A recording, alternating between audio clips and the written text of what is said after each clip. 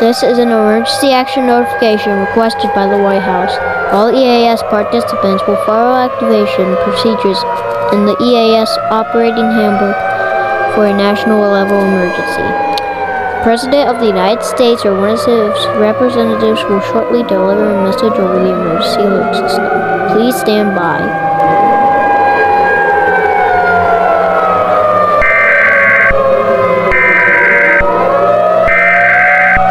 We interrupted your regular programming. This is a global emergency. Important information will follow.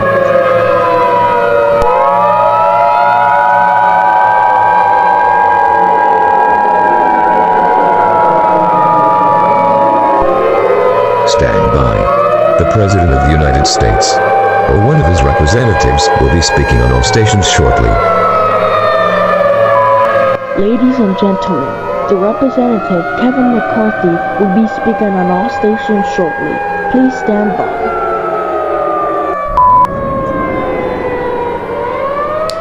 The following message is transmitted at the request of myself, the United States government, and the National Aeronautics Space Administration. This is not a test. Repeating, this is not a test. This is a global emergency. About a few hours ago, astronomers and scientists from NASA have reported of the black hole forming in our solar system. This black hole is capable of sucking the planets in our solar system. However, NASA have attempted to destroy the black hole and failed. It is believed that the black hole will engulf planet Earth within the next 40 minutes. Unfortunately, there is no way to stop the situation. When the black hole reaches Earth, the Earth will experience the black hole, and it will cause spaghettification, where objects spread into thin spaghetti noodle-like shape. There is no place to escape from this catastrophic event. There is no reason to stay calm. Go into panic mode. Our residents in the United States and the rest of the world, if you're hearing this message, please do the following.